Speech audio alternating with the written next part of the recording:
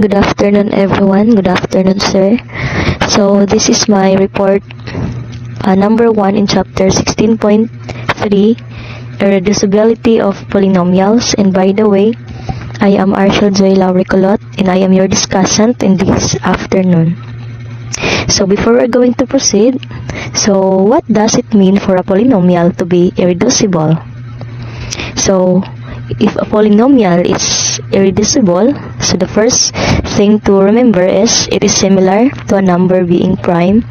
A polynomial is irreducible if it cannot be factored into a product of polynomials of lower degree. Then if 7 is prime, so the polynomial is irreducible when 7 is prime because it cannot be factored into a product of smaller numbers. X squared minus 3 is prime because it cannot be factored into a polynomials of a lower degree. Irreducible polynomials. Definition. Let f of x the element of f of x with f accepted and degree of the quantity of f of x is greater or equal to 2.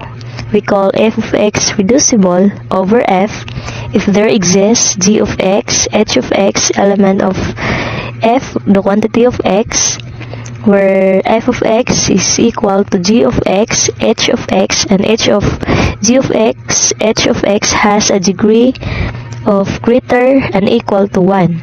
If f of x cannot be or not be reducible, it is called irreducible or prime. For example, polynomial x squared plus 1 is irreducible in q of x and r of x, but in c of x reducible because x squared plus 1 is equal to the quantity of x minus 1, the product of x plus I. Proof.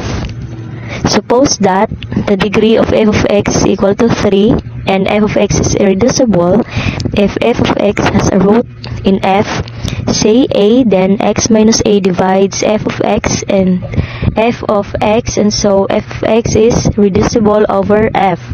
Conversely, suppose that f of x has no roots in f.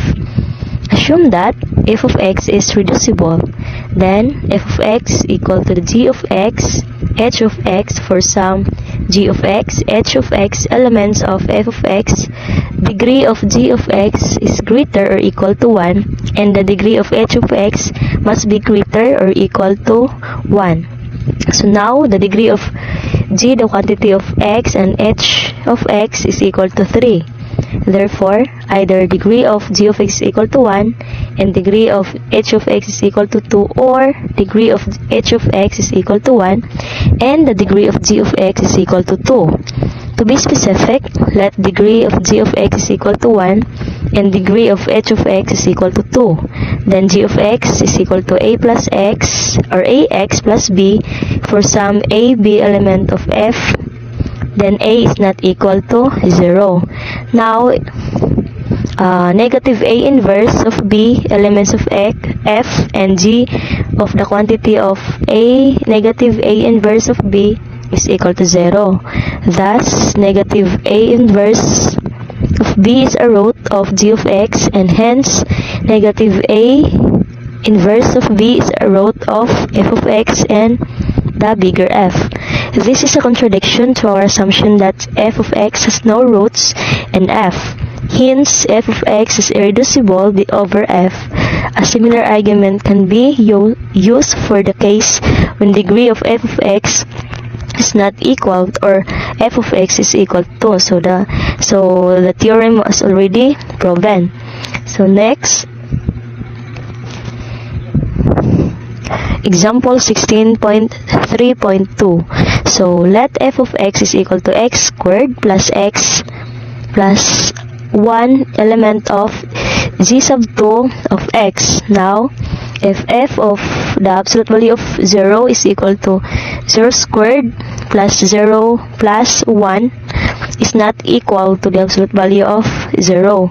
So if f of the absolute value of 1 is equal to the 1 squared plus 1 is equal to 1, so 1 is not equal to 0. Hence, f of x has no roots in g sub 2, Thus, by the theorem 16.3.1, f of x is irreducible over z square or z sub 2. Another example is that let g of x is equal to x cubed plus 2x plus 1 elements of g cubed or z cubed of x. Now, g of 0 is equal to 0 square cube plus 2 multiplied by 0 plus 1, then the result is not equal to 0. Then, g of 1 is equal to 1 cube plus 2 multiplied by 1 plus 1 is equal to the absolute value of 4 is equal to 1, then 1 is not equal to 0. And g of 2 is equal to 2 cube plus 2 multiplied by 2 plus 1, that is equal to 13. And then it is equal to 1, then it is not equal to 0. Hence, g of x has no roots in g cube or z sub 3. Thus, by the theorem 16.3.1, g of x is irreducible over g sub 3.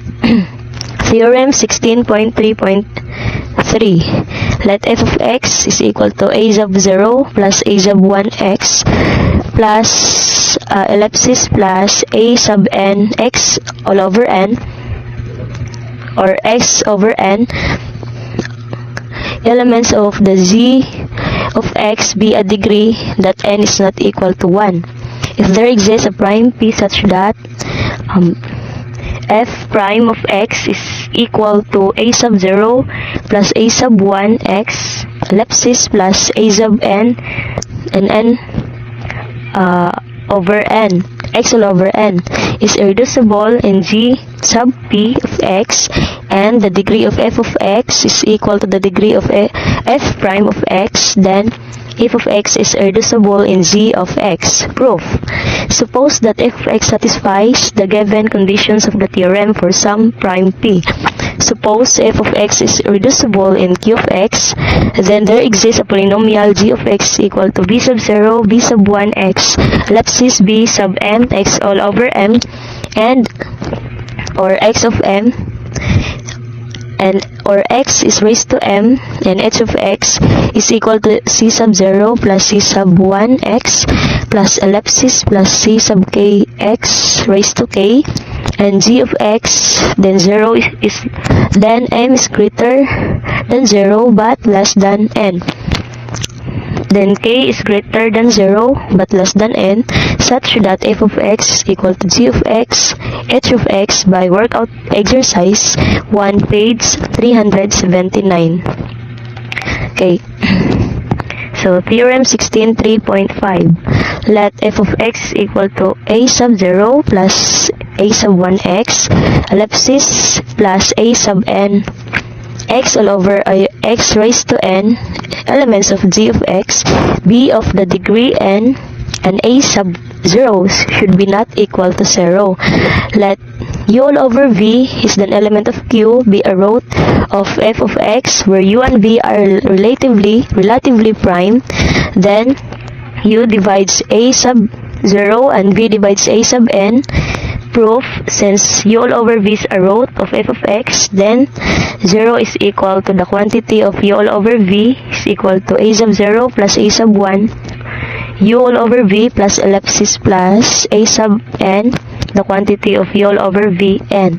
Thus, 0 is equal to a sub 0 v raised to n plus a sub 1 u v raised to n minus 1 ellipsis a sub n minus 1 u n minus 1 v plus a sub n raised to n or u raised to n. Hence, v of the quantity of a sub 0 v raised to n minus 1 plus a sub 1 u v raised to n minus 2 plus the or ellipsis plus a sub n minus 1 u raised to n minus 1, that is equal to negative a sub n then u raised to n. This implies that v divides a n u raised to n. Since u and v are relatively prime, then v of a sub n similarly u of a sub 0, then the proof has already proven. So theorem 16.3.7, the Einstein's irreducibility criterion, let D be U of D and Q of D be its quotient field. Let f of x is equal to a sub 0 plus a sub 1x ellipsis plus a sub n x raised to n be a non-constant polynomial in D of x. Suppose that D contains a prime p such that p of a sub I, then I is equal to 0, 1 ellipsis until n minus 1, then p is by a of n, and the next is p of squared intersect by a sub 0, then f of x is irreducible in q of d of x. Proof. Case 1. If f of x is a primitive polynomial in d of x, under this assumption, if we can show that f of x is irreducible in d of x, then lemma 16.2.8, it will follow that f of x is irreducible in q of d of x. Suppose that f of x is not irreducible in d of x, then there exists polynomials g of x is equal to b sub 0 plus b sub 1x plus ellipsis plus b sub t x raised to t. H of x is equal to c sub 0 plus c sub 1x ellipsis plus c sub k x raised to k in d of x such that f of x is equal to g of x, h of x, and g of x and h of x are non-units in d of x. Now, and n is equal to k plus k. If t is equal to 0, then g of x should be equal to b sub 0. A non-unit element of d, thus f of x is equal to b sub 0. H of x implies that f of x is not primitive. Therefore, t is not equal to 0. Similarly, k is not equal to 0. Hence, t is greater than 0 but less than n, and k is greater than 0 but less than n. Now, from f of x is equal to g of x, h of x, we find that a sub 0 is equal to b sub 0, c sub 0, hence p is a prime such that p a sub 0 and p squared a sub 0, it follows that p divides 1 of b sub 0, c sub 0, but not both.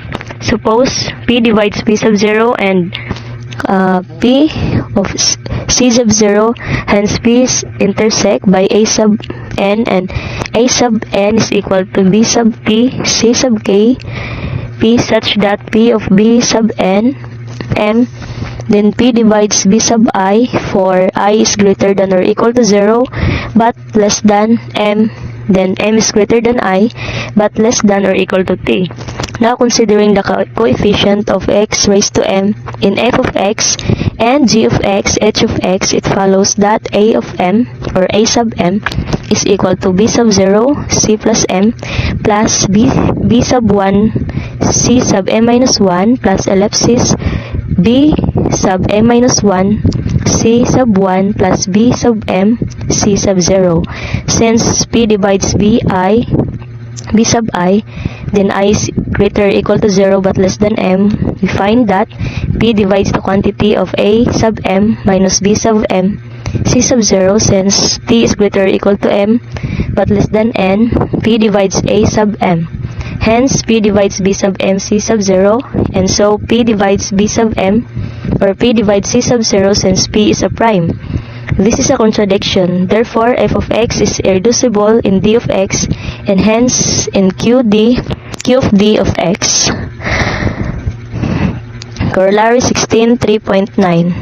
Let f of x is equal to a sub 0 plus a sub 1x ellipsis plus a sub n x raised to n be a non-constant polynomial in g of x.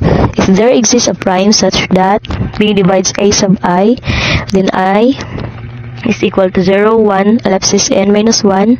So corollary 16.3.10, the cyclotomic polynomial of non-zero p of x is equal to 1 plus x plus ellipsis x raised to p minus 1 is equal to x raised to p minus 1 all over x minus 1 is irreducible in g of x where p is a prime. So proof, since the content of p sub x is 1, we find that of p sub x is primitive polynomial. Suppose that it is not irreducible in g of x, then there exists a non-trivial factors h of x and g of x such that h of x of g of x. This implies that the non-trivial factors of x of plus 1 is equal to h, the quantity of x plus 1, then g, the quantity of x plus 1, is a non-trivial factorization. So it's clearly irreducible by Einstein's criterion, hence it is irreducible in g of x. Gauss is said to have placed Einstein at the same mathematical level as Newton and Archimedes. However, Einstein's influence on mathematics is considered to be small in comparison to that of a giant of mathematics. So that would be all. Thank you for listening, and to God be the glory.